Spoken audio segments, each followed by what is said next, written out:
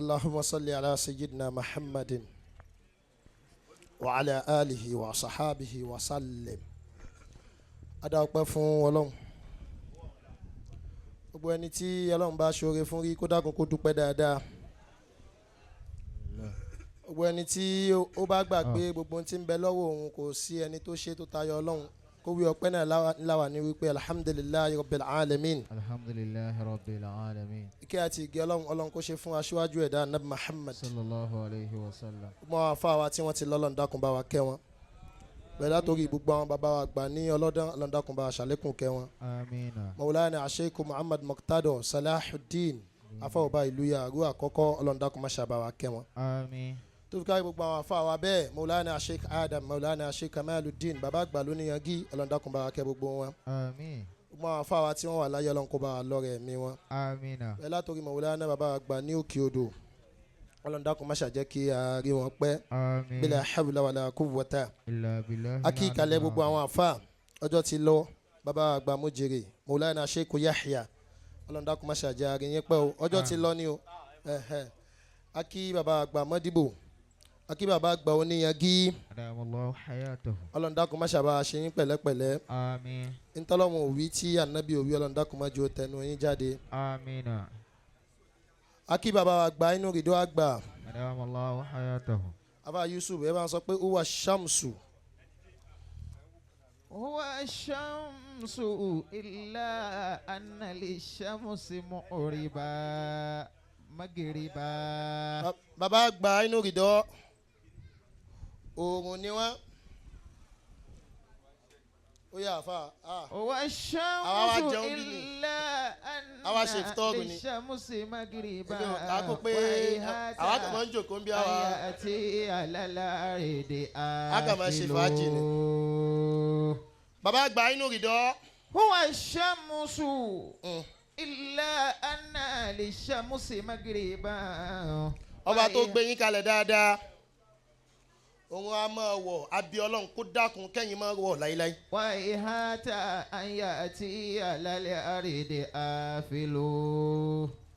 kò síjọ́ kan tí òun tó yọ láyé tí ò wá wọ̀ Ọlọ́run dákun ìmọ́lẹ̀ ẹ̀yìn Ọlọ́run dákun má jẹ́ ó wọ̀. yawmuka intasal kathiran qalilu wa in anta lam tasalu yalqaka nailu. bínú èèyàn bá ń bàjẹ́ béèyàn bá jókòó tì wọ́n bí wọ́n bá bá ọ sọ̀rọ̀ ara rẹ̀ ó sì tún balẹ̀ bíi pé kò sáyé ìbànújẹ́ mọ́. yumadduka lakannasi jahala wa innama yaziduka ilman billadhi anta jahilu. n tó bá mọ̀ tẹ́lẹ̀ bó bá ní bàbá mo fẹ́ ṣe nǹkan báyìí wọ́n wàá tún ṣàlàyé fún ọ bíi wípé ẹjọ́ plan ẹ̀ tẹ́lẹ̀ ni.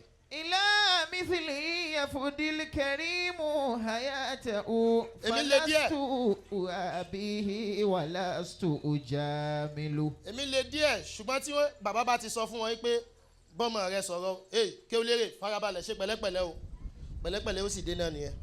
yumiduka lakannasi jahala wa innama. ọba tó gbé yín kalẹ̀ dáadáa Ọlọ́run dákun má bà tiyín jẹ́. billadhi anta jahilu. Ọlọ́run dákun bá wa dúró tì yín jù báyìí lọ. àmín. a kí gbogbo jàmáà láàrin ìṣẹ́jú méjì afẹ́ ẹlẹ́kọ̀ọ́ kan ó ní fi kulli jasadin nafsan. ó ní kò sí ẹ̀dá tí ń bẹ láyé tí ò lẹ́mìí méjì. Allahu akbar. nafsun mutma'innatun billah. ẹ̀mí kan ń bẹ tó já sí pé gbogbo ohun tó bá lè wù kó ṣe yóò fọkàn balẹ̀ sọ́dọ̀ Ọlọ́run ní pé Ọlọ́run náà ló gbé wá. tahawwanu min al-masahibi wa tarda bi qada'illah.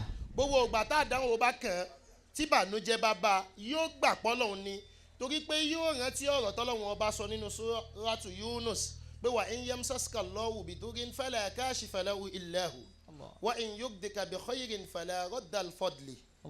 bí dẹ̀ra bá kan ọmọ ẹ̀dẹ́ ènìyàn ọ̀gá tó yẹ kó rántí láyé náà ní pọ́lọ́wọ́n ọba ló gbé kan. athalith wa fi hada rahatun lil qalbi wa ridah lir rabb. gbogbo ẹ̀mí tí irú ẹ̀mí báyìí bá wà ń bẹ lára rẹ̀ tó gbà pé gbogbo ohun tó bá kan òun Ọlọ́run ló fi kan òun irú ẹni bẹ́ẹ̀ la lè pè léyàn gidi. torí pé láyé lónìí ń táwọn èèyàn ń pè lárísìkí lówó mọ́tò àti gbogbo ohun tó ní kálukú mọ̀ lárísìkí bẹ́ẹ̀ ni al-arzaqu muta'addida ń tí wọ́n ń pè lárísìkí ń tó pọ̀ ni kódà rahatul bal kéèyàn ní ìfọkànbalẹ̀ gan àrísìkí kan ni. wa nafsun ammaratun bisu. ọ̀gá ń tó lè ní tí wọn náà fi mọ̀ pálárísìkí ni ọ fún rẹ nífọkànbalẹ̀ torí pé ayé yìí khalaqnal insana fi kabadin wọ́n dá ọmọ ẹ̀dá ènìyàn sínú wàhálà ni gbogbo ẹ̀dá tí bá ti ń fi rẹ̀ lọ́kànbalẹ̀ yóò gbà pọ́lọ́hún lọ́lọ́hún tó bá ti wá gbà pọ́lọ́hún lọ́lọ́hún ìfi rẹ̀ lọ́kànbalẹ̀ yẹn náà ni yóò jẹ́ kó ráyé ṣe subhana rabbika. alhamdulillahi rabbil alamin lẹ́nu bàbá wa àgbà inú Ridoh àgbà wọ́n ní àfa wa àgbà Kewulere Ọlọ́run kó ṣàlékún àlùbáríkà náà wọ́n ní envelope yìí kó máa lọ sọ́dọ̀ yín látọ̀dọ̀ Alhaja wa Balqees Ainu Ridoh àgbà láti Indianapolis àbá tí wọ́n kọ́kọ́ sọ̀rọ̀ bó ló ṣe wá jẹ́ wọ́n lé envelope tí yín náà nìyẹn láti ọ̀dọ̀ Alhaja wa Ainu Ridoh àgbà wọ́n ní kọ́lọ́hún kó fàyà àlùbáríkà sí wọ́n ní ẹ̀mú yín wá Allahu akbar kabira. À ń lọ síbi ètò tó kàn òun náà ni.